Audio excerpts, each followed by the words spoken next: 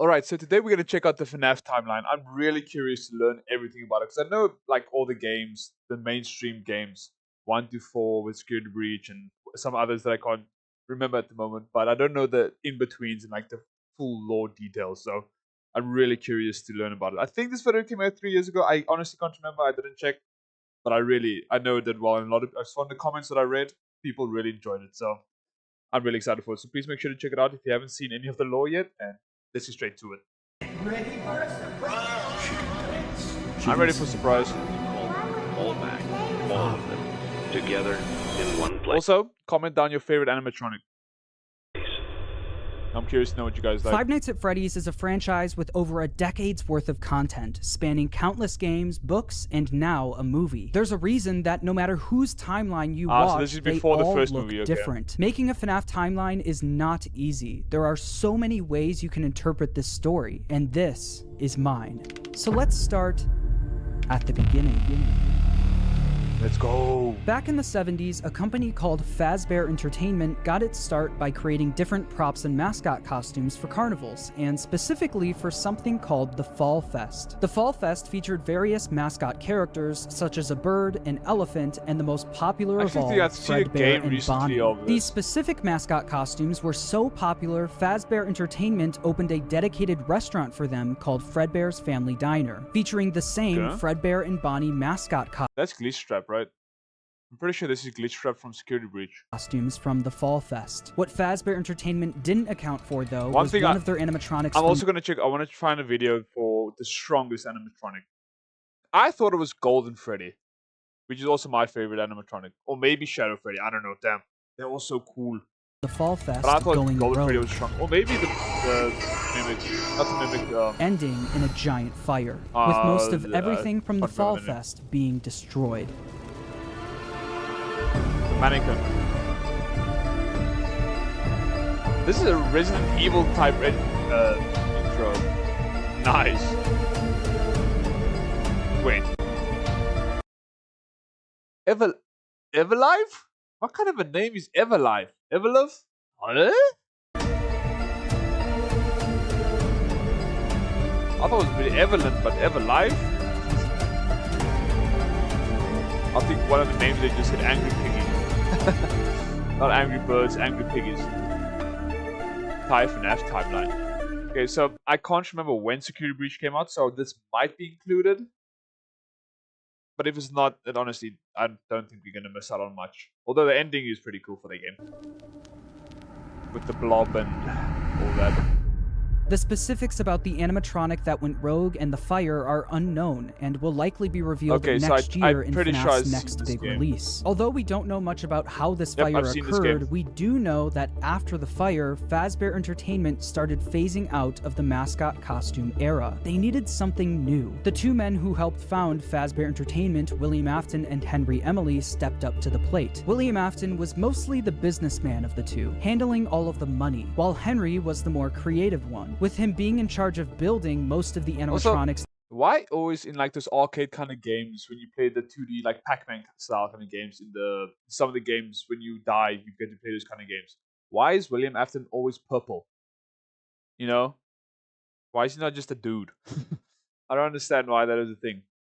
And props for the company. With the Fall Fest era of the company coming to a close, they were only left with Fredbear's Family Diner, the standalone restaurant created for the Fredbear and Bonnie characters. In order to replace the mascot versions of Fredbear and Bonnie, Henry went to work on new versions of the characters, eventually creating the new Fredbear and Spring Bonnie. The same characters, but with new designs and new suits. Black. Henry called them Springlock suits. Brown. These suits are able to double as both an animatronic and a suit that the employees could wear. To switch the suit from animatronic mode to suit mode, the employees could use a hand crank to pull back the animatronic parts, leaving room for them to climb inside. The spring locks that were helping to hold back those animatronic parts were very sensitive though, and with even a little bit of moisture, the spring locks could potentially snap shut, crushing and killing whoever was inside. But if that ended up... I mean, if any of you don't know at this point, what that happened to William Afton, he's Springtrap. So I'm hoping we get to see some sort of animation of that, because the way he evolved and changed how he looks throughout the games is wild. Still having that like meaty bits like for his head, and then seeing no teeth, but it's so cool, man. happening, Fazbear Entertainment had some common sense procedures set in place. In case that the spring locks come loose while you are wearing a suit, please try to maneuver away from populated areas before bleeding out, as to not ruin the customer experience. So if you're dying, just get out of the way. We didn't super successful for William and Henry, so much so that other companies tried replicating it. Another company proceeded to rip off Fazbear Entertainment's old mascot. Wouldn't it be funny that the rip-offs would be like all the like fan-made games? It would be funny if that was part of the law. All the rip-offs just being the fan-made games and not, yeah. Characters by creating their own animatronic versions of them. The leader of the group was Ned Bear, a direct copy of Fredbear, followed by a hippo, an elephant, and a frog. All characters from the Fall Fest, and all with slightly different designs to avoid copyright issues. But while the rival slightly different, bro. The frog, yeah, has a little thing with the ball on top. This frog also has a thing on the ball. That frog is slightly different.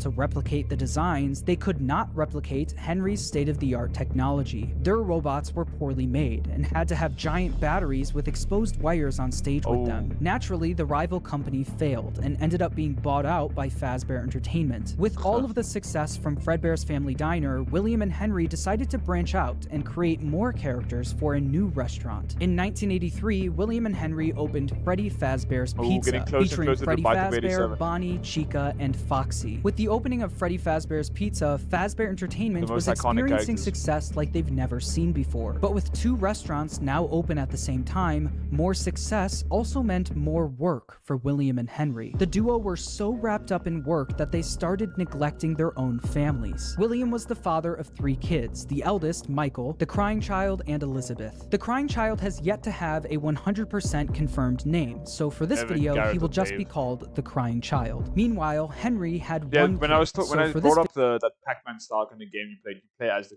crying child, and your older brother is always scaring you at the end of it. So he just lies on the floor, keeps crying.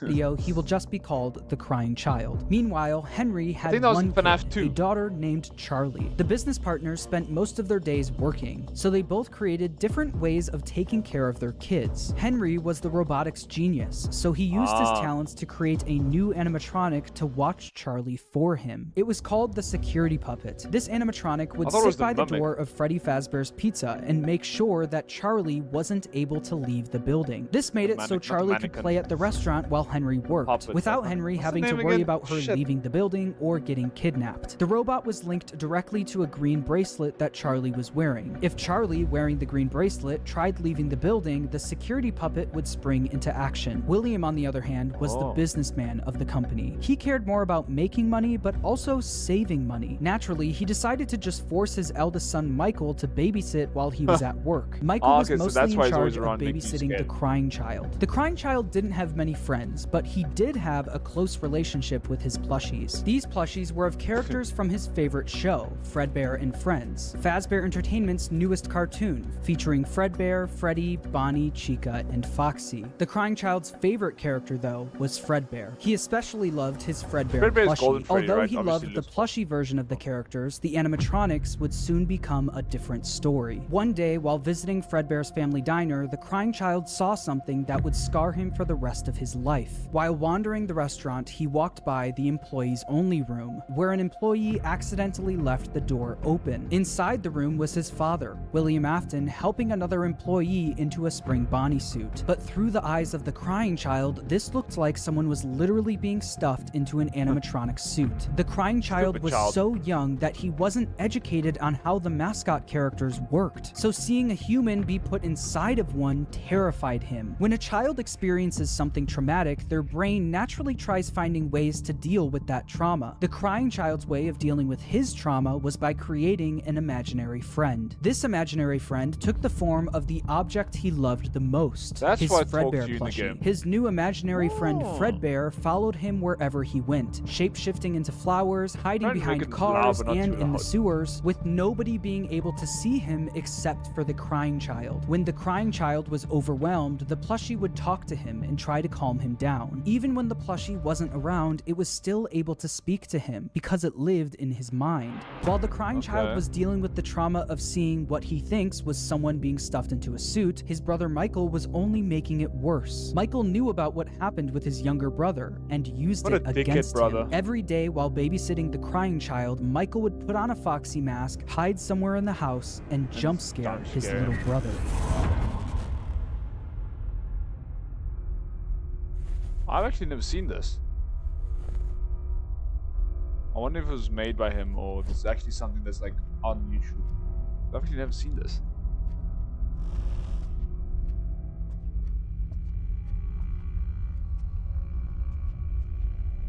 I honestly feel like From the pizzeria to your living room, you no longer have to wait to sing and dance. I want to first wait for this before I say it. Weeknights at 8, 7 Central, only on... So damn dark. Bro, it is dark as shit.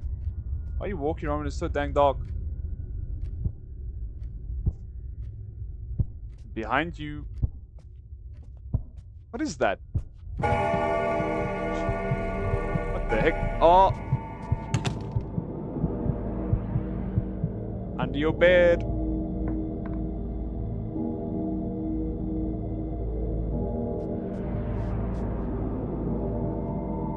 Why do you look under it? You can stay further away.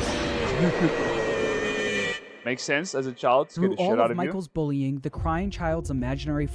This is one thing. I don't know if this actually is a thing, but I think an animated or animation kind of style movie for the Five Nights at Freddy's franchise would have done better than a live action. But I don't know. I feel like it could have been scarier in that, but I don't know. It's not for me to say, really. Friend Fredbear would comfort him and talk him through the situation, saying, "You know he is hiding again. Be careful. Tomorrow is another day." Michael wasn't the only one bullying the crying child, though. The local kids in the neighborhood heard about why the crying child was so scared of the pizzeria, even making up fake rumors related to what the crying child thought he saw there. "You'd better watch out. I hear they come to life at night. And if you die, they hide your body and never tell anyone." But all of this bullying would come to a head on one special day, the crying child's birthday. Ironically, his birthday party was being held at Fredbear's family diner. Because he was so terrified of being at the pizzeria, he hid under the table, not knowing that Michael and his friends were nearby, planning a prank that would go terribly wrong. Actually, wait. I think I've seen a little bit of this. I know what happens here. But what a dickhead brother he is. Make sure you grab your pizza. Fredbear and Spring Bonnie will be performing in 5 minutes. Looked at him and was like, no, oh heck nah. That looks a lot more like Dreadbear. The color palette of it. A lot more like Dreadbear. But that is definitely Spring Bonnie.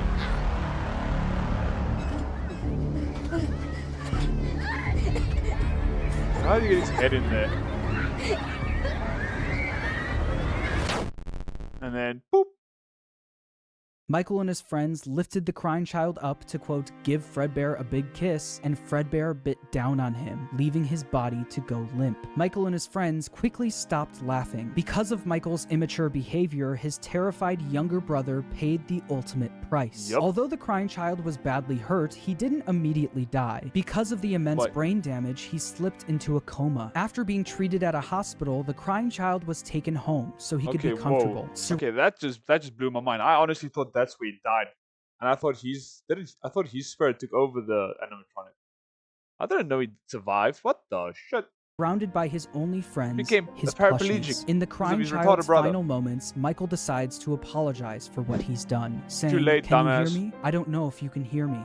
I'm sorry." After Michael speaks, the crying child's imaginary friend Fredbear, created out of the trauma he experienced, continues doing what it's done the whole time. It comforts him, saying, "You're broken. We are still your friends. Do you still believe that? Also, what's going on? Still here." Foxy still doesn't have a head.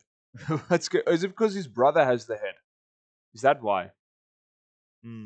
Here, I will put you back together. This would be the final thing the crying child hears before he dies. The crying child's spirit would then live on in the Fredbear suit, the thing that took his life. The crying child's death wasn't just an accident. It was directly caused by Michael's recklessness. This is something that Michael could potentially face jail time for, so it needed to be covered up. Since the crying child was being kept at home, no one else knew that he ended up passing away. So William and Michael ended up burying the crying child's body in the middle of the woods where no one would find him. No tombstone, no flowers, just a pile of dirt, an unmarked grave, and a lifetime's worth of guilt. Isn't that just horrifying that you're as a child, but there's no one around that really looks out or cares for you, but no one knows where you are at any time. So if whatever happened to you, there would be no one to know. So whether you passed away, no one would know. That's just it. No one's gonna look into it. No one's gonna try and figure out what happened. You're just gone. And time's gonna fly by. Would have to live with. Shortly after the incident, Fredbear's family diner was quickly shut down, and Fredbear was completely wiped from existence. The Fredbear and Friends TV show turned into Freddy and Friends on tour. The Fredbear and Spring Bonnie Springlock suits also ended up being moved into the back room of Freddy Fazbear's Pizza, mainly being used as spare suits if one of the Freddy's animatronics broke down. Mainly being used as spare suits if one of the Freddy's animatronics broke down. The death of William Afton's youngest son was a pivotal moment in this story. Golden Freddy, specifically William Afton's story. This was the first domino to fall. A father losing his son is a traumatic situation, and while any other father would take time to grieve, be sad, and properly deal with such a big loss, William Afton took a different route. Afton definitely was upset about his son dying, but it wasn't because he felt bad for his son. It was because it was embarrassing to him. William Afton was a narcissist. He had little to no empathy. All he cared about was work and comparing himself to his business partner, Henry. Henry had a wife, a kid, and a talent for robotics that Afton was utterly jealous of. The death of the crying child sent Afton over the edge because while Henry's family was still perfect, his was now broken. Henry and William had different ways of taking care of their kids. And while Afton employing his eldest son failed, Henry's security puppet succeeded. Henry's daughter, Charlie, lived on. Afton had a hard time dealing with this feeling of embarrassment.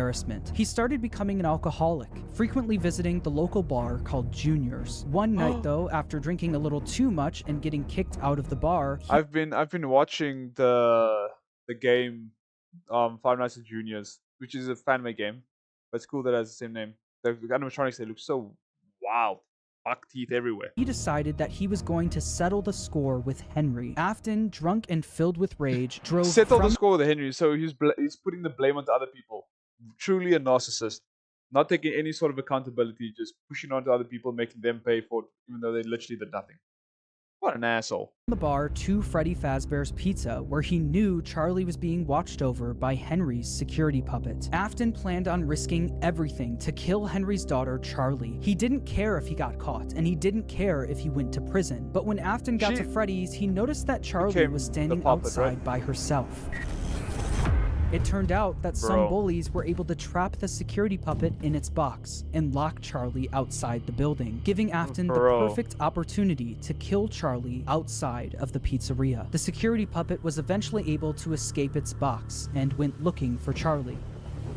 As Afton sped away, the puppet noticed that Charlie was outside in the pouring rain. It then did what it was programmed to do and went to protect her. But as the puppet got closer to Charlie's body, the rain started making it short-circuit. It was forced to crawl its way over to her until the rain got to be too much, and the puppet shut down right next to Charlie's body. While Charlie and the puppet lay lifeless next to each other, Afton was speeding home, driving right past where he buried his son and the bar he got kicked out of. When Afton got home, he was met with his wife sitting in the living room watching TV, and Michael in his bedroom. Afton was a drunk and abusive father, and fully blamed Michael for what happened to his youngest son. Mrs. Afton tells him to leave Michael alone. Blaming Michael was rightfully so, but why did he go and take it out on Henry? What, he already blamed his own son because it was his son's fault, but when did he take it out on someone else? What a fool. Because he's had a tough day, but Afton doesn't listen. He goes over to... I swear, if any sort of plea for insanity happens in court, just shoot the guy. Plea for insanity is the most ridiculous thing I've ever heard in court. Put them in jail. It's where they deserve to be. Michael's room and pounds on the door, only for the door to be locked. He then makes his way around the house to try and find a way in from the outside. But once he gets to Michael's bedroom window, he notices that it's broken, and Michael was gone. Michael was so upset by what he did to his brother that he would sometimes see visions of Fredbear appear and disappear. Tonight, Fredbear appeared outside his bedroom window. And correct me if I'm wrong, Michael is who we play in the first game, right? So I know the name of the guy you play, or also in the movies, Mike, but I can't remember his second name right now. I think it's Schmidt, right? But I mean, they just have the same name. Maybe actually no, Michael wasn't. No, crap, I can't remember now. Everything's jumbled in my head. Almost felt like his brother was calling out to him from beyond the grave. This would happen frequently, and every time it did, Michael would run to the spot where they buried his younger brother, only to find that nothing had changed. His younger brother was still gone and buried in the ground. Afton knew Michael did this often, saying, "Ran off to that place again. He will be sorry when he gets back." The guilt of killing his younger brother haunted Michael in his real life, but also in his dreams. Michael would constantly have nightmares about the animatronic that took his brother's life. These were the exact same nightmares his younger brother used to have every night, now passed on to him. Honestly, if you have a parent like that, just adopt yourself. Like, put yourself up for adoption. This is from, I think it's also a fan-made game, but it's like a escape kind of game, escape room kind of game. It looks super familiar. Oh, scheisse. Uh-oh. That is some sharp fingers you got there, sir. This is from the fourth game. That is Nightmare Freddy. You're such a fool. The fourth game was, for me, the scariest, I think. It was also the most, like... Oh, shit. Oh, I don't like that eyeballs. That's Golden Nightmare Freddy. Because the fourth game, you have to, when you get to the door, you have to listen for breathing. And sometimes that is so hard. Oh. And then Foxy gets in the closet, man. Come on. What a difficult game it was. What is all these bubbles just floating here? Man, this guy is traumatized. Rawr. Oh, shit. Oh, those bloodshot eyes. He's high as shit. After the death of Charlie, Fazbear Entertainment tried their best at covering it up. Fortunately for them and for William, the crime was committed outside, where no one was around to witness it. William was able to get away with everything, while Fazbear Entertainment never spoke of the incident again. The security puppet was quickly moved to the back room of Freddy Fazbear's Pizza, where the retired Fredbear and Spring Bonnie suits resided. But something was different about the security puppet. Dark tears now appeared on the mask of the animatronic. Dark tears that weren't there before. This is something that Afton quickly noticed the next day when he went into work. He'd heard about what happened moments after he sped off. He knew the security puppet was found laying next to Charlie's body. So does that mean Charlie's soul now resided in the puppet? William definitely noticed that the puppet looked different, almost like it was haunted, almost like it was thinking. Other employees would eventually notice the same thing. I'll be honest, I never liked that puppet thing. It's always thinking, and it can go anywhere. After realizing the security puppet may be possessed by the spirit of Charlie, that's what I want to know. Back and looked at the crying child's Fredbear plushie, only to find that it also seemed to be haunted. The crying child feared for his life every single day, and that plushie was something he was able to cry and pour his agony into. Afton believed that this is what caused the plushie. I was trying to think of it now. I heard somewhere, I can't remember, but I think everything was powered by agony, by strong emotion that keeps them alive. Like William Afton, why he's still alive in the suit was because of pure like agony or something. I can't remember. To appear or something haunted. like that. It wasn't made alive by the spirit of his son, right. It was made alive by the agony and fear his son poured into it. Afton quickly became obsessed with the concept of haunted objects, and more specifically, the power of human emotion. He needed to find out if this is something he could take advantage of. Afton then used all of his money he made from Fredbear's and Freddy Fazbear's Pizza to build a giant underground why is he depicted as purple? Huh? Facility directly under his house. Bro, sister location is dope. Pizza to build a giant underground facility directly under. This location is so dope. This is where we first see Ennard, isn't it? I know I called him Edward. That's the words are so the names are so close, but Ennard, I'm pretty sure comes from here. I thought it was the Mimic, but it's Ennard. The Mimic you see in Security Breach as well, which is wild because I thought the Mimic was actually made by one of them to be a playmate for or to keep company. Or actually no, I think wasn't the Mimic made to take the place of someone's mother? I can't remember right now. Crap. There's so much lore. His house. It was here that he would try to recreate what happened with his son, to recreate the fear and agony he experienced. In order to do this, Afton didn't take any chances. He needed to replicate exactly what his son went through every day. In order to do this, Afton built a replica of his house underground, along with his son's daily walk to Fredbear's family diner. He also built a makeshift bedroom where he could force kids to have the same nightmare every night. Afton would sit in his office watching them on the cameras. But imagine being he's a different kind of child predator. He's here to get them to feel some sort of total terror, to get them to be like possessed animatronics. What the heck? Cameras that could be accessed using the passcode 198. 1983. That's the year the child was killed. Isn't this in? You sit in this area in Pizzeria Simulator, isn't it? I'm pretty sure. The year his son got bit. He also kept the crying child's Fredbear plushie on the desk as a reminder of what he was trying to replicate. In the makeshift bedroom, there were dummy animatronics that wheeled down the hallway. Dummy animatronics, so just like a husk. But the kids wouldn't see them as just blank dummies on wheels. Afton would pump hallucinogenic gas into the room to get the kids to think that what they were seeing was a monster. Oh my These nightmare shit. gas Is that why they look like that in FNAF 4? Bro, that's then you're playing underground in FNAF 4 because that's the house you're playing to that. That is wild. I thought like just having them in like a dark area, the child's imagination would be more than enough to scare the shit out of them and imagine this thing actually being like alive and terrifying. But that's what was happening in this game, I assume.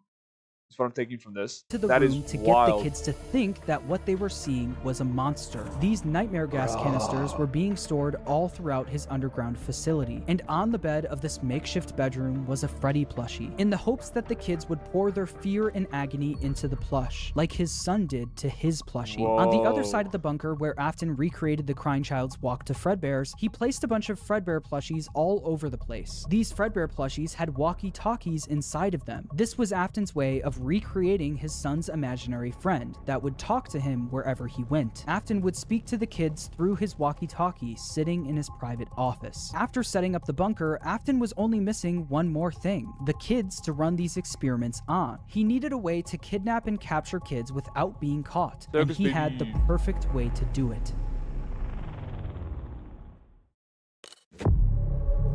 The show will begin momentarily. Everyone, please. I kind of like Circus Baby. That voice is really cool. Enter Circus Baby and the Funtime animatronics. These no, never mind, because the color palette is correct, but that's not where Mangled is. robots were specifically built by Afton to capture kids, featuring Circus Baby, Funtime Freddy. What the heck? Built by Afton to capture kids, featuring Circus Baby. The close-up is wild. Why it looks like she has like reptile skin? Didn't Circus Baby get possessed by? Wasn't it one of their daughters or something? I can't remember. Shit. Baby, Funtime Freddy, Forgetting everything. Funtime Foxy, and Ballora. They feature advanced technologies such as parental tracking, voice mimicking / luring, and storage tanks. Circus Baby, the star of the group, was even able to make ice cream as a way to lure kids to her. Once the kid got too close, a giant claw would reach out, grab them. That just made me feel like, if you guys know frozen yogurt, obviously, English toffee, oh, so good. I could have it right now. And lock them in the animatronics storage tank. Some of the board members from Fazbear Entertainment were suspicious I can't get over of this these new reptile skin. What the heck? She can dance. She can sing. She's equipped. Suspicious of these new animatronics. Wait. She can dance. If she wants to, she can leave her friend behind. She can sing. She's equipped with a built-in helium tank for inflating balloons right at her fingertips. She had helium inside her arms. She can take song requests. She can even dispense ice cream. With all so what you're telling me respect, is, William Afton made a freaking animatronic Siri. that's just better and actually can help you out in real life, give you ice cream, sing for you. Bro. Those aren't the design choices we were curious about, Mr. Afton. Afton even created a new restaurant for these animatronics called Circus Baby's Pizza World. Elizabeth, William Afton's daughter, was fascinated by Circus Baby. All she I told you, one of the daughters, this one, her, yes. She got eaten by the mouth over here in the stomach. She got wanted to do was play with her, but Afton wouldn't let her. Daddy, why won't you let me play Daddy, with please, her? Daddy. You let the Just other a little children bit. Go see her. Why won't you let me go? He strictly told her to stay away from the animatronic, but one day she didn't listen. On the opening day of Circus Baby's Pizza World, another domino would fall in Afton's life, and Elizabeth would soon be the victim of his terrible misdeeds. I can do something special. Did you know that? I can make ice cream. Although I only did it once. What a wonderful day, though. I was in a small room with balloons and a few tables. I would always count the children. I'm not sure why. They usually played together in groups of 2 or 3. There were 4, then 3, then 2. Then 1. Then 1. Time to play.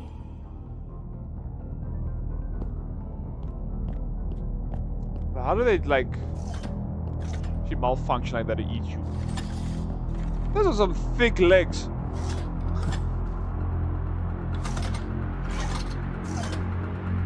Where's she malfunction like that? Actually...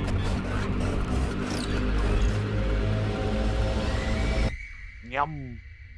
Yeah. Eaten by a stomach. Something How happened embarrassing. when there was 1.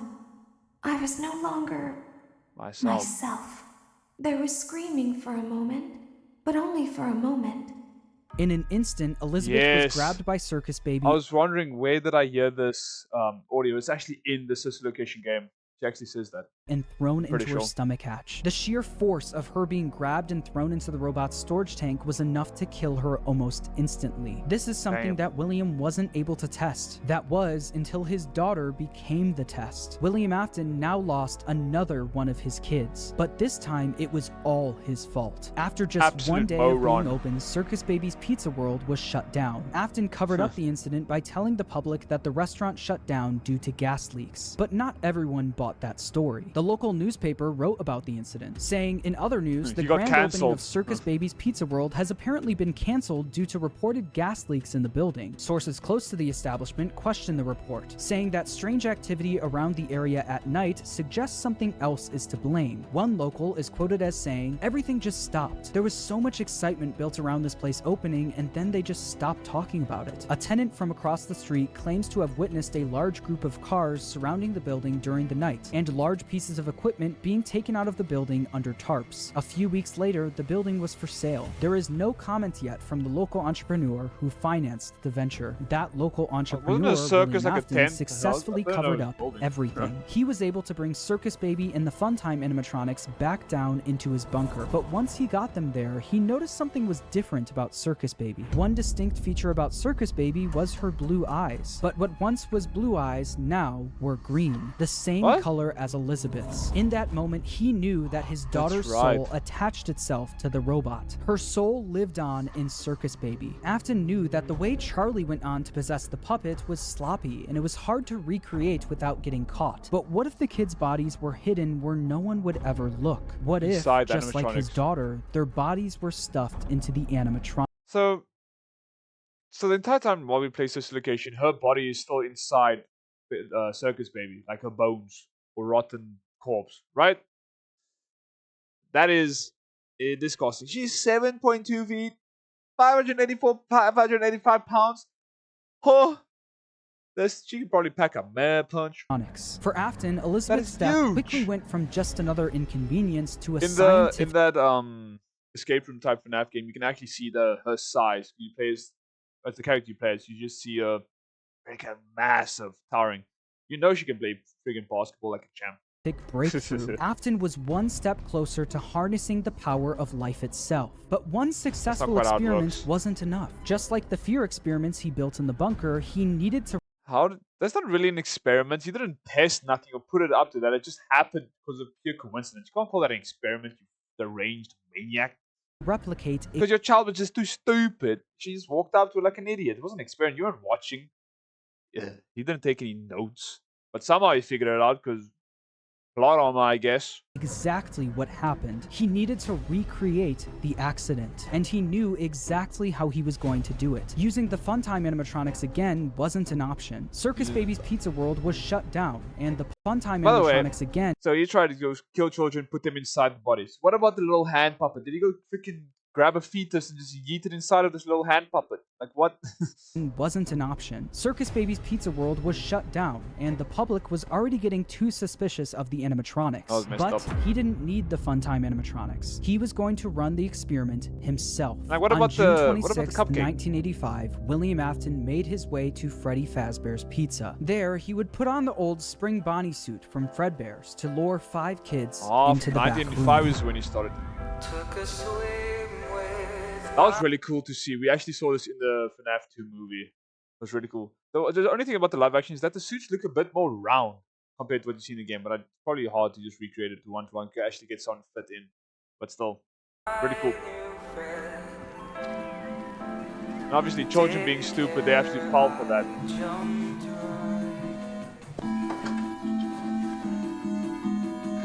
Simple-minded little child. What a fool.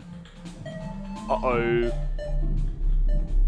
Bro, it's not even being like anything about it. You're just rocking up. Looking for a friend? Now you can see his neck. Not even hiding it. Kinda. The material kinda looks like a matte or like towel material instead of the metallic that I thought it was. Pretty cool.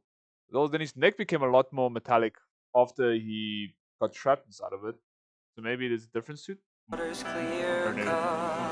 Swim with me. Bro went from genius businessman to deranged murderer. Thinking he's figuring out his answers to life. Oof. Look, little toy like that.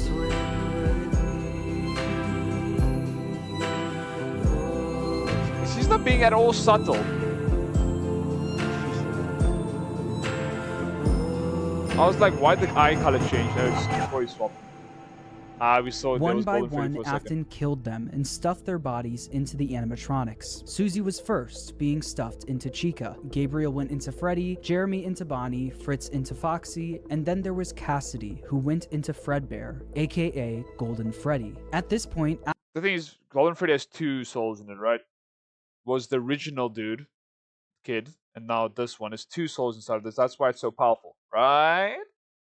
Yeah. Afton had no idea that the crying child spirit was in Golden Freddy, so he didn't think twice about shoving Cassidy in there. The way Afton killed Cassidy, though, was different from the rest. Freddy, Bonnie, Chica, and Foxy were just regular animatronics. Afton had no choice but to kill them, then stuff them into the suits. But Golden Freddy wasn't just a regular animatronic, it was a Springlock suit. The same Springlock suit that took his youngest son's life. Afton was aware of how dangerous the Springlocks were. Any bit of moisture or too much movement would cause them to snap shut, slowly killing whoever was inside. So that's exactly what he did to Cassidy. He put him into the suit and watched as the Springlocks snapped shut.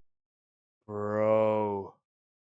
So you couldn't just simply just go and just one tap. No. He probably knocked her out, put it inside, and just watch it happen, bro. That is all sorts of messed up. One heck of an experiment, though. Damn. Cementing Cassidy's death as the most brutal of them all. Freddy, Bonnie, Chica, Foxy, and Golden Freddy weren't the only animatronics sitting in the back room of Freddy Fazbear's. That is insane. That is wild. But then again, why is Golden Freddy like... Well, maybe because they severed the spine of the kitty, but maybe that's why he's disabled as well. Can't walk. But then he has like telekinesis or some shit. He's like the most powerful... that's what I thought anyways. That gets complicated. Pizza, we're not even halfway yet, and I've been recording for 39 minutes. Joined by the security it's gonna be a long video, guys. Which contained the soul of Henry's daughter, Charlie. Once Afton was gone, Charlie jumped into action. Also, actually, another thought was also the puppet being the strongest.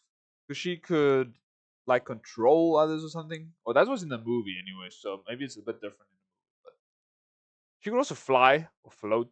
But then again, Golden Freddy teleported in the game, but they all do. Whatever. As a guide Whatever. for their souls, properly Jeez, giving them freaking life floating. inside of each animatronic. Ain't got no feet. After the incident, the kids were quickly reported missing by their families. And although the security cameras caught Afton luring the kids away, he wasn't able to fully get in trouble. Since he was wearing the Spring Bonnie suit, they were never able to prove it was actually him. Afton also hid the kids' bodies where no one would ever look, so the bodies were never found. Unbelievably, Afton was able to get away with yet another. So he must have done something like bandage them up so there wouldn't be any blood dripping, right? Otherwise, it would have been obvious to see some red stains coming off somewhere. Freaking maniacal genius. Because of all the bad press that came from the missing children's incident, people stopped coming to the pizzeria. After months of customers no longer showing up, Fazbear Entertainment officially shut down Freddy Fazbear's Pizza. Shortly after the pizzeria shut down, Afton decided to pull the Funtime animatronics out of retirement and finally get his underground facility fully operational. He knew he couldn't try opening another Circus Babies restaurant, so he had a new idea. Due to the massive success and even more so the unfortunate closing of Freddy Fazbear's Pizza, it was clear that the stage was set, no pun intended, for another contender in children's entertainment. Unlike most entertainment venues, our robotic entertainers are rented out for private parties during the day. Afton opened Circus Babies Entertainment and Rental. This way, he could rent out the Funtime animatronics to local birthday parties, capture kids, and bring them back to his underground bunker to be experimented How many did he kill? While Afton was running his rental business, Fazbear Entertainment was determined to try opening another pizzeria. In the summer of 1987, Fazbear Entertainment opened the new and improved Freddy Fazbear. The bottom of 87 wasn't it mangled that bit the security guard or something? Right? Oh, you'll tell us anyway, so I'm just trying to say it now so I can sound like a genius. Bear's Pizza, this time with brand new versions of their original character. This is now Five Nights at Freddy 2. Wait. This does so this 1, then 4, then 2, then 3 is the game orders that take place. 1, 4, 2, 3. What the heck? These were called the toy animatronics, and they were once again. This is the thing. Weren't they said also to be stronger than the originals? In the second movie, they went down like a bunch of chumps. And built by Henry. Henry was aware of what happened in 1985, and especially of what happened to his daughter, so he was determined to make sure that never happened again. These new toy animatronics were equipped with facial recognition systems that were linked directly to a criminal database. The security puppet was also brought out of retirement, but instead of working security, it sat quietly in the prize corner. Freddy, Bonnie, Chica, Foxy, Golden Freddy, and Spring Bonnie were also moved to the new pizzeria. Bonnie, Chica, Foxy, Golden Freddy, and Golden Freddy, baby. Ah, so cool. Also, this is the suit that Afton gets into and then gets, you know, eaten up by the Springlocks clothes on his ass. And Spring Bonnie were also moved. Imagine that. Imagine one of the Springlocks was there by the booty and just went up the hole.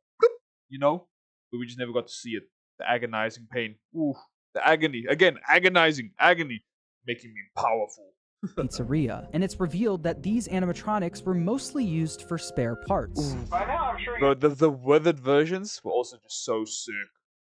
Also, I don't know how to. Is that how Chica lost his arms? Her arms. The withered Chica. Because they used them for parts.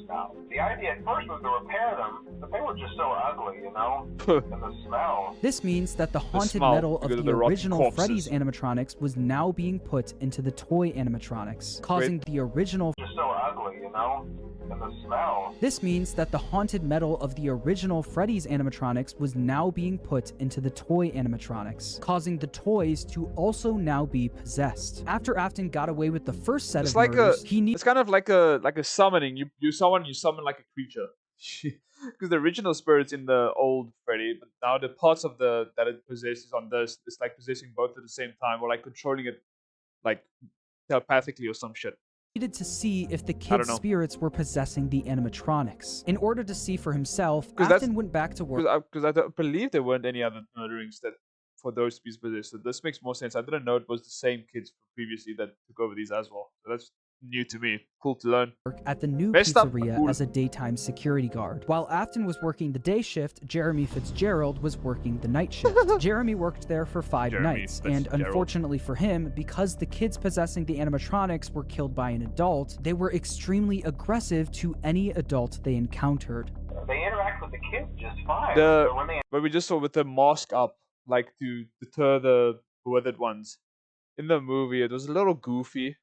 But it's cool that they paid homage to it, like took the original stuff, but it was a little goofy. Encounter an adult, they just stare. Meanwhile, Afton decided to pull the same trick he did at the old Freddy's location, gaining 5 more victims. Someone used one of the suits. We had a spare in the back, a yellow one.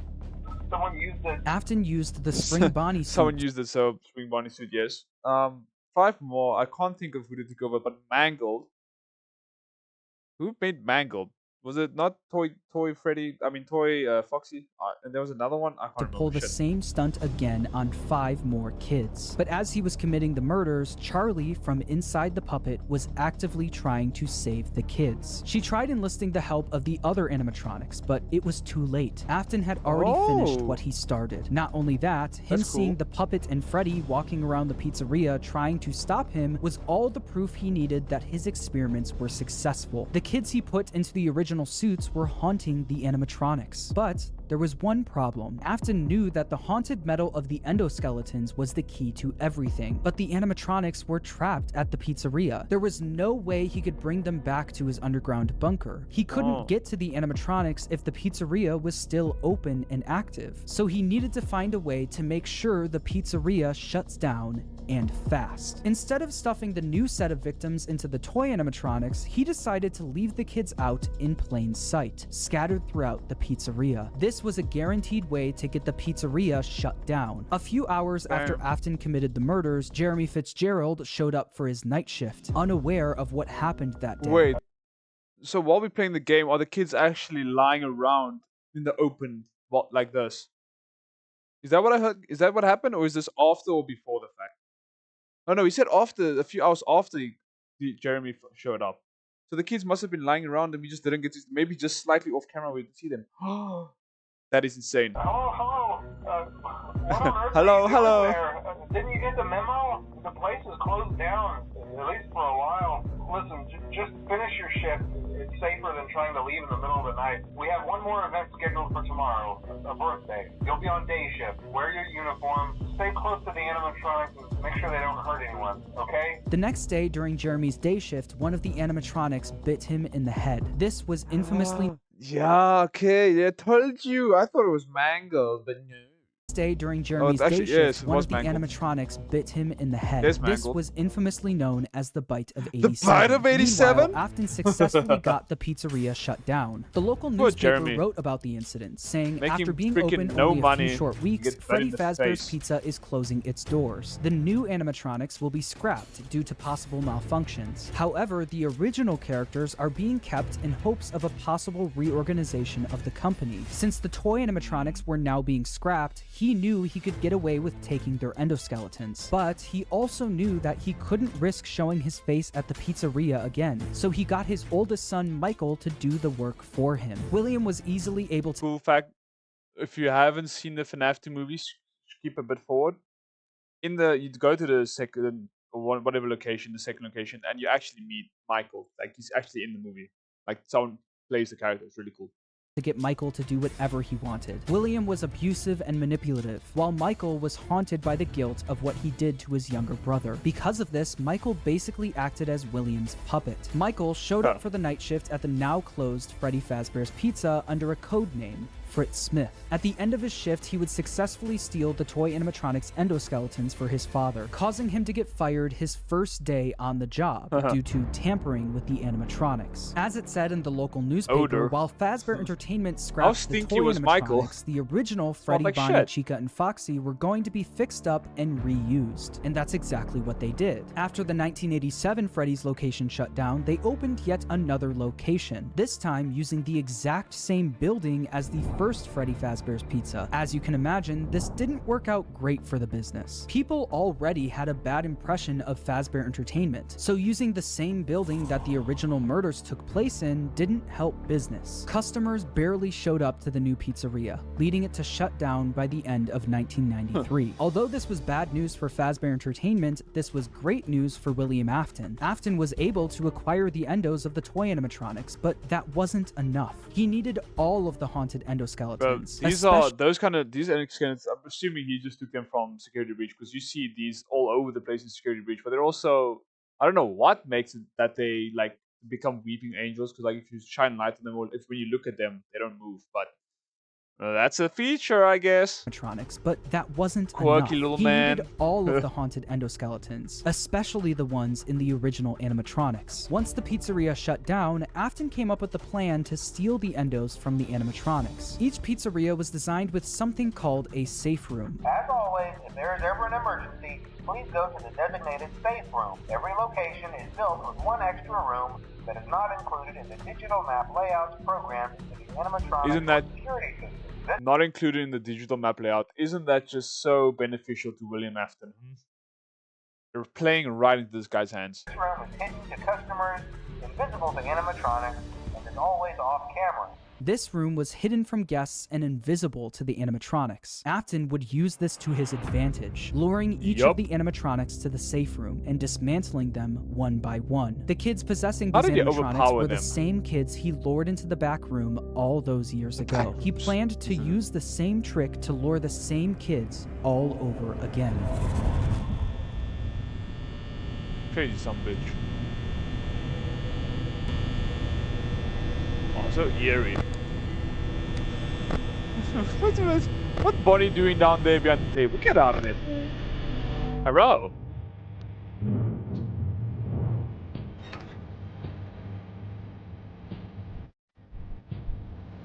This guy, bro. Okay, so you guys heard of teeth whitening? What about teeth white glowing? Whoa. Veneers upon freaking. This is iced up, my guy. Crazy. Too much dental work. Ain't natural no more.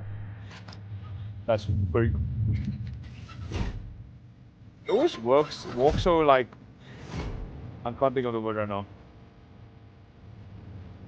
Rugged, I guess. They can move whenever they want, right? They're not like only at nighttime run freely. They can move whenever they want, right? Is that Shadowbot Freddy? I assume so. It's not Golden Freddy. Well, there's the suit. There's Golden Freddy. Or is that just a freaking pumpkin? Oh, there's normal Freddy. Wait, that's Freddy and Chica been dismantled already.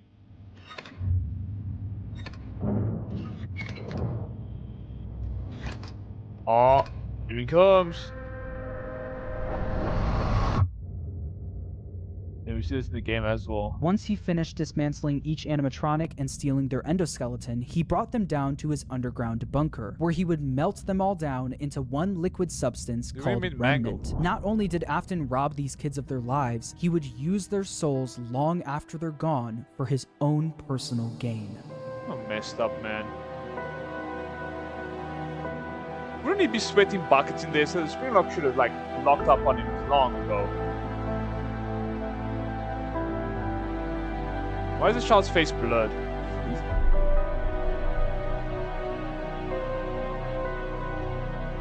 This child is way too trusting, but then again, this child too stupid to think for himself. Oh, that is a crazy transition. It probably is the same child as well became this thing. This frame. So sad. What a flathead you are. What did Afton look like? He picked up a few pounds. Oh my word, just putting there to smelt. Get burned, bro. You think they felt it? Probably not. I don't know. Okay, now what did he make with this? So I want to know. I don't know if he's gonna bring this, but I want to like know the origin of Ennard and freaking Lefty and all them. Like, what happened? How did they come to be? Did he make them after he did this? How did Enoch come to be? Because I know he's also quite strong and cool. He's got a droopy eyeball. I don't know how that happened. Got a freaking clown nose and a party hat. This is, I'm assuming, no. This doesn't make sense. How would Mangoldov came from this? I'm freaking dumbass.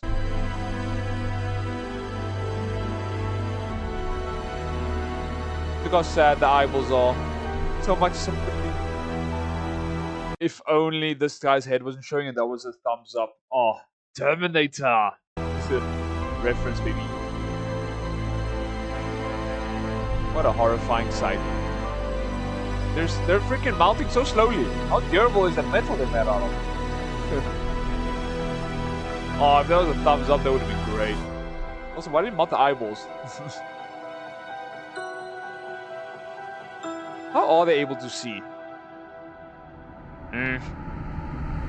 By melting down the endos, he successfully created Remnant. No, this substance, containing the spirits of all of the missing children, was silver in color, and if kept at the right temperature, was malleable. Afton didn't want to risk testing the Remnant on himself, so he injected it into the Funtime animatronics. Once he did, the animatronics jumped to life. The experiment had worked. William Afton unlocked the power of life itself. After his successful experiment, he went back to Freddy Fazbear's Pizza to collect... Does that now have all the spirits together? Now in every single animatronic, all the spirits together in one animatronic, or each animatronic? Like, are they just sharing body? His old spring Bonnie suit. But once he got there, he was met with the spirits of the 5 missing children, trapping him inside the safe room. Cassidy, the spirit inside Golden Freddy, chased Afton around the room and forced him to get into the spring Bonnie suit. Cassidy was the most vengeful spirit of them all. I wish we could have gotten that in an animation format. That would have been so cool to see. Hopefully we get it. Being spring-locked in the Fredbear suit was a painful and slow death, and he wanted to make sure that Afton knew what that felt like. At this point, Afton knew how a spirit could live on. As long as he was inside the suit, he knew he'd be back. I always come back. And then it closed up on him. Ouch. Show the other animation form, not this. Come on.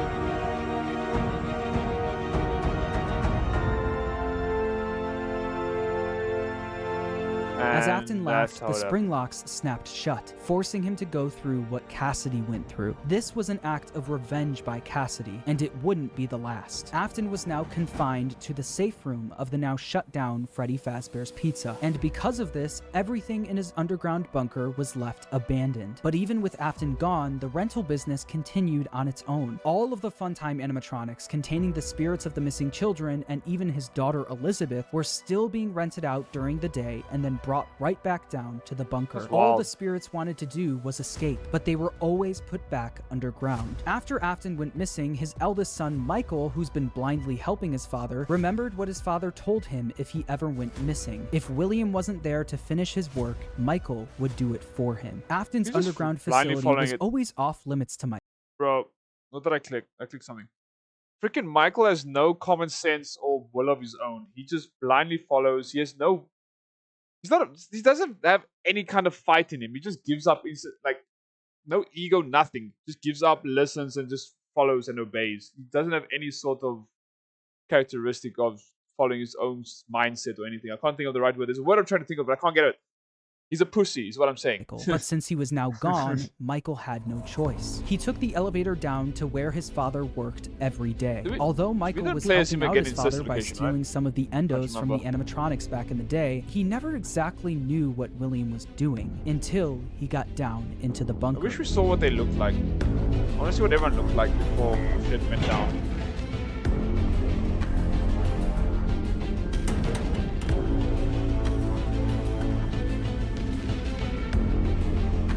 Oh, seeing this place in like 3D. Over the several days he visited the bunker, he learned more about what his father was up to. That's the mask that Ennard wears. Ennard.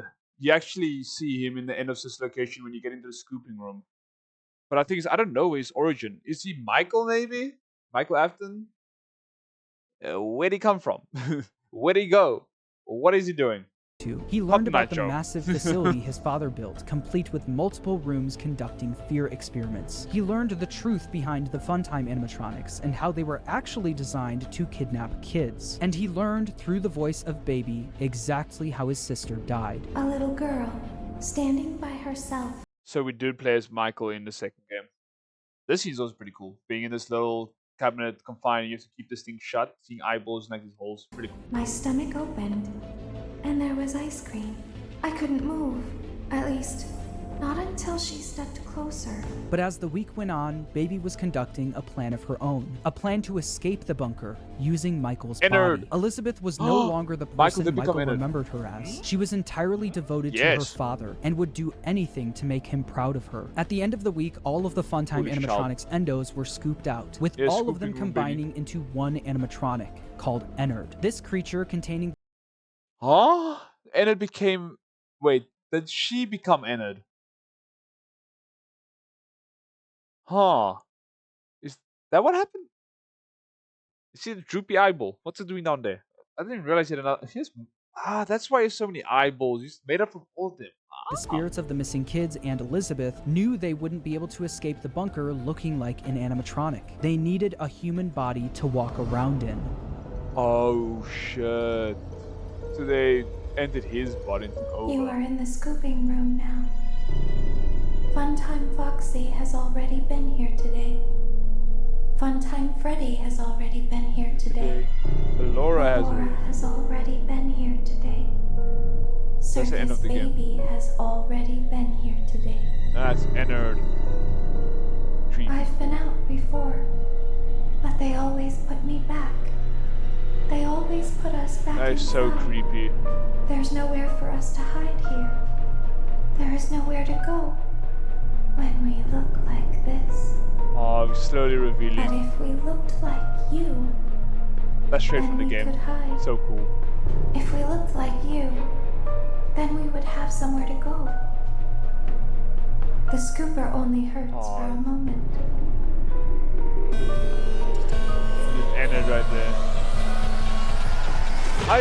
That is brand new to me. I honestly did not know Ennard was made from all those animatronics and then all those souls as well. That is insane.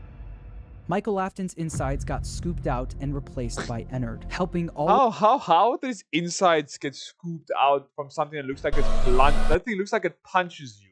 How do insides get scooped out from that shit? Did he get punched so hard his guts came flying out of his asshole? Like, what? Michael Afton's insides got scooped out and replaced by Ennard, helping all of the souls to escape the facility. With every passing day after the animatronic that Ennard was, did they just put his skin on? Like a skin suit? Like, what? Oh. Happened, Michael looked more and more like a walking zombie. His skin was starting to turn purple, and people started to notice. Michael's body was no longer a good disguise for Ennard, so Ennard ejected itself from Michael. But because the scooper was also a remnant injector, when Michael Afton was scooped, he was also injected with remnant. The remnant made it so even after Ennard was gone, he was still... Wait, so every time we play that 2D kind of game like this, is the purple guy always Ennard, not William Afton? Oh my goodness. Bro, this is blowing my mind. Able to survive. With Michael now back in full control of... Brother, he's alive, but he literally has nothing inside of him. Maybe his ribs, and maybe his skeleton, but ain't nothing here. Bro, this is a wild-ass franchise. Body, he had a new mission. Although he did, one way or another, successfully free his sister from the underground facility, he also learned about all of his father's terrible misdeeds. His loyalty to his father turned to disgust. It was time for him Which should have been long ago. Father, it's me, Michael. I did it. I found it. It was right where you said it would be. They were all there. They didn't recognize me at first, but then they thought I was you. And I found her. I put her back together, just like you asked me to. She's free now. But something is wrong with me. I should be dead, but I'm I want to see what it looks like. Show us animated version. I want to see what it looks like. I've been living in shadows. There is only one thing left for me to do now. I'm going to come find you. And then I'm going to come find you. Now, why his voice becomes so robotic? Come find you. No, because I do remember this. But this is Springtrap. Did he be... Wait, no. I'm so confused. I thought William... Wait. Michael would spend years searching for his father with no luck, until a new ad in the local newspaper caught his attention. Someone decided to open something called Fazbear's Fright, the horror attraction. Local amusement park is getting ready to scare your socks off with a new attraction based on the unsolved mysteries of Freddy Fazbear's Pizza. Featuring actual relics from the decades-old pizzeria, this new attraction is guaranteed to bring back your childhood in the worst possible way. As if using the crimes of his father to make a profit wasn't bad enough, they also went back to the old pizzerias and collected any objects they could find. Freaking, they found no shit. It's like, it's probably fine. It's not haunted anything. Freaking yoink. Let me make some money off this bad boy. To put on display at the attraction. Michael immediately applied for the job of the security guard. Yeah, that's a long ass thing. Get some popcorn, sit back, relax. I know it's a bit late to tell you this, but just another like 13 minutes. Popcorn will last. With the sole intention of we all know whenever you have popcorn at a movie. When he got there, he saw the remnants of his past. The shells of all of the animatronics, missing every single one of their endoskeletons. He knew they could only find the shells. I'm pretty sure we play as Michael in Five Nights at Freddy's 3. Wait, there's 3. Wait, yeah, I did order right. It's 1, 4, 2, 3. So I think we play as Michael in 3. They came and found his dad. And then every other one is just the shadow versions of them, so it's ghosts. They just come to like ruin your ventilation or whatever. But why don't we ever get to see him, bro? I want to see what he looks like. He's purple. He's all sorts of like decayed and shit. I want to see the animatronics because he messed up, but I want to see. Stole their endoskeletons all those years ago, leaving only the shells behind. On day 2 of working at the pristine attraction, condition. I don't know how they're not they found a real animatronic. You're not gonna believe this. We found one.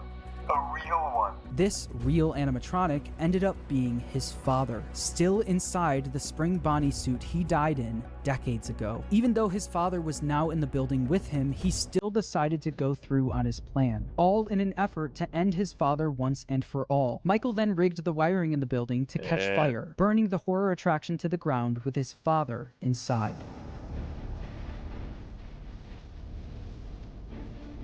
Halloween!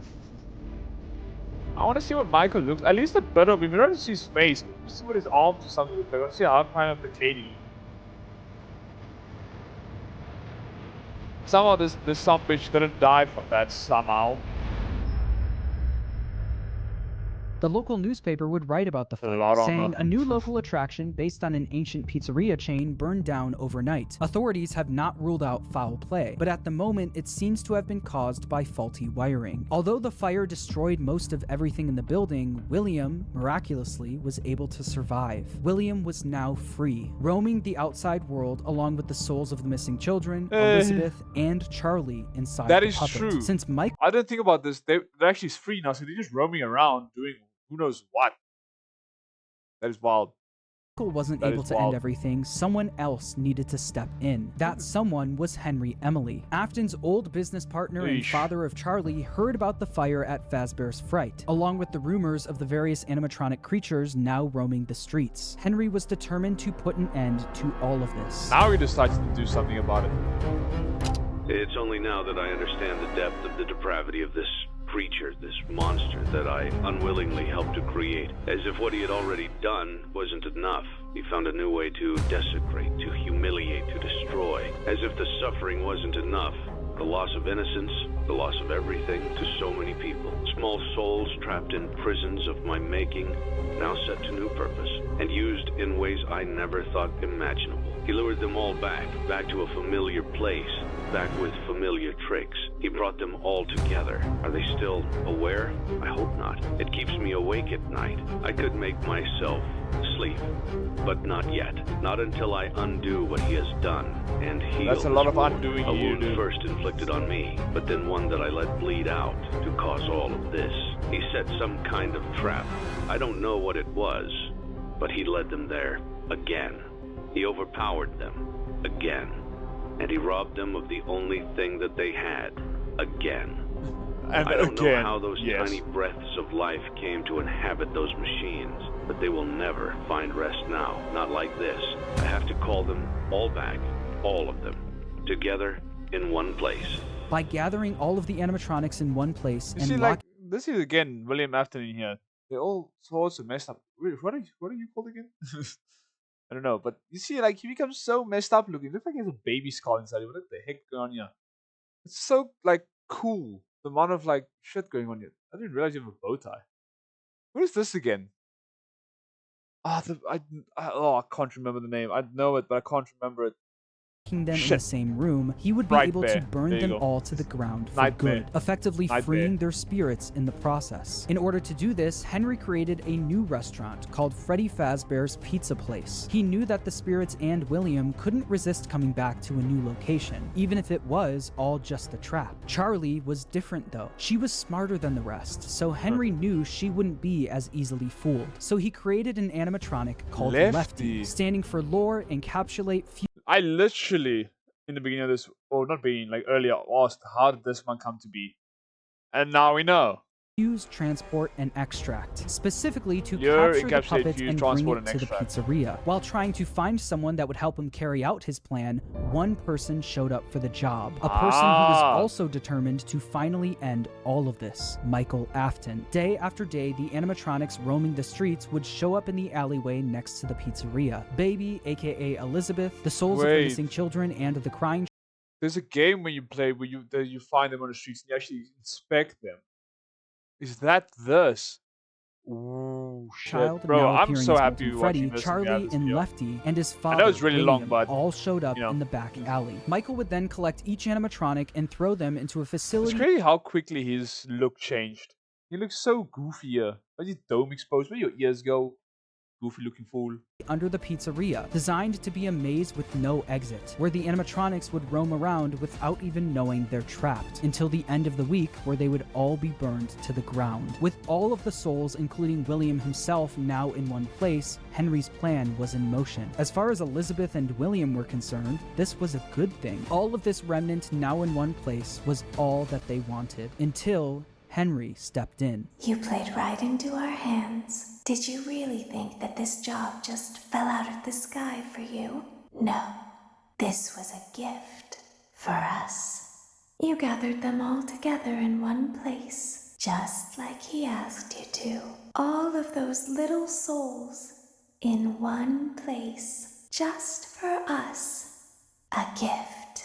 Now we can do what we were created to do and be complete. I will make you proud, Daddy. Watch, listen, and be full. Connection terminated. I'm sorry to interrupt you, Elizabeth, if you still even remember that name, but I'm afraid you've been misinformed. You are not here to receive a gift, nor have you been called here by the individual you assume, although you have indeed been called. You have all been called here, into a labyrinth of sounds and smells, misdirection, and misfortune. A labyrinth with no exit, a maze with no prize. You don't even realize that you are trapped. Your lust for blood has driven you in endless circles, chasing the cries of children in some unseen chamber, always seeming so near, yet somehow out of reach. But you will never find them. None of you will. This is where your story ends. And to you, my brave volunteer, who somehow found this job listing not intended for you. Although there was a way... What happened? What did William do? Did he become Lefty? Did he become, like, take over the suit? Or was he just a guy you were moving around the facility with and doing the stuff in the game? Out plan for you. I have a feeling that's not what you want. I have a feeling that you are right where you want to be. This is kind of wacky. Like symbolizing maybe two cores. I don't know. I am remaining as well. I am nearby. This place will not be remembered, and the memory of everything that started this can finally begin to fade away, as the agony of every tragedy should. And to you monsters trapped in the corridors, be still, and give up your spirits. They don't belong to you. For most of you, I believe there is peace, and perhaps more, waiting for you after the smoke clears. Although for one of you, the darkest pit of hell has opened to swallow you whole. So that is true, William Afton. Old friend. You going to the bad daughter, place, buddy. If you can hear me, I knew you would return as well. It's in your nature to protect the innocent. I'm sorry that on that day, the day you were shut out and left to die, no one was there to lift you up into their arms, the way you lifted others into yours. And then, what became of you? I should have known you wouldn't be content to disappear. Not my daughter. I couldn't save you then, so let me save you now. It's time to rest, for you, and for those you have carried in your arms. This ends, for all of us, in communication. Wait. This guy is from Security Breach. He's like he becomes a massive DJ. This is from the Pizzeria Simulator. They are from the actual franchise, right? Like follow-ups. But freaking Henry, solid ass plan. Lure them in, burn their asses. Somehow, bro, Henry always come putting back. fire to the animatronics may have freed the spirits from the metal of the robots, but some of them still needed help actually moving on into the afterlife. This help would come from Charlie. She helped guide the spirits into the robots. Now she would help them move on. In the world of Five Nights at Freddy's, the way a spirit can move on is by them being put into a happy memory. The memory Charlie chose actually comes from the crying child and the day he got bit. Piece by piece, Charlie put that terrible, shattered memory back together, but this time she would change it into a happy memory. Instead of the crying child getting bit on his birthday, Charlie changed it so that all of the missing kids and Charlie would celebrate him, giving him a giant birthday cake. By changing that terrible memory into a happy one and attaching Even from being a crying child to be like, that's you guys, let me put on one of these masks too. Heck yeah, buddy, let's go. all of the spirits to it, they were able to successfully pass into the afterlife. Nice. But this was so cool. There's still a few minutes left, so I'm wondering what we still need to see. Oh, that was so sick, man. Why is the one white? Oh no, they're the same colors. I thought the one was white glow, the others were blue. And set free. Like I said, they were all able to move on. Except for one. Oh no. It's gonna be Susie, or not Susie, the one that was in the puppet. It is Susie. I was right. Where the heck is she going? You're going the wrong way.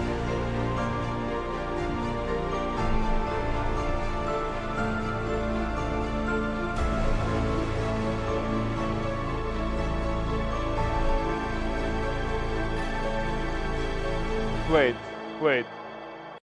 Okay, so the Susie, well, William Afton, either his spirit left and he went down, and Susie took over the animatronic, or she somehow got his spirit back and gave him power again to be able to live. Cassidy, the most vengeful spirit of them all, wasn't done yet. He decided to attach his soul to William's, making sure that William was unable to move on. By attaching his spirit to William's, he was able to trap Afton in an endless loop of death. He made Afton relive every one of his terrible misdeeds. The fear experiments, his underground bunker, and the pizzeria where Cassidy was killed. Afton experienced all of this while being attacked and killed over and over again by all of the animatronics from his past. Every time an animatronic would attack him, Cassidy would be there, reminding him that the suffering will never end. We've only just begun. I will never let you leave. I will never let you rest. He tried to release you. That's a child with a lot of hate. But I'm not gonna let that happen. I will hold you here. I will keep you here, no matter how many times they burn us. Cassidy knew that Afton didn't deserve the afterlife. He deserved to pay for what he's done for all of eternity. Damn. But if you keep up with the franchise, you know that that's not the end of the story. Like I said at the beginning of the video, making a FNAF timeline is not easy, no matter what anyone says. In broad strokes, you can explain the basic plot, but once you get down to the motivations and the why of everything, you have to start filling in the blanks yourself. Some people who've helped me fill in the blanks that I'd like to shout out are Right Host for his theory about Cassidy being spring-locked in Golden Freddy. I think that makes a lot of sense and is really satisfying for the narrative. Also, I'd like to shout out MatPat for his theory about Midnight Motorist. After trying to figure that minigame out for years, I think your explanation makes the most sense. It's important for me to say that no one, except for Scott Cawthon himself, knows the exact story he was trying to tell. So please make sure to watch other people's timelines as well, and come to your own conclusion on everything. And when the time is right, I'll be back to tackle the newer games in this franchise. Until then, make sure to subscribe, and thanks for watching. Oh, heck yeah, bro. That was sick. Yeah, that's just a bunch of names. Okay, oh, bro, that was dope. This game I actually saw recently with this. I actually didn't know this was part of the actual, like, franchise. I thought it was a game, like, fan-made game. That's wild. Bro, it's so cool. It's such a sick franchise. So much lore. Ah, messed up, but it's cool. That's why a lot of people became fans and are still fans of it, because it's just evolving lore the entire time. There's so much to explore, just so much to keep you in the, like, out of the know that you want to keep knowing.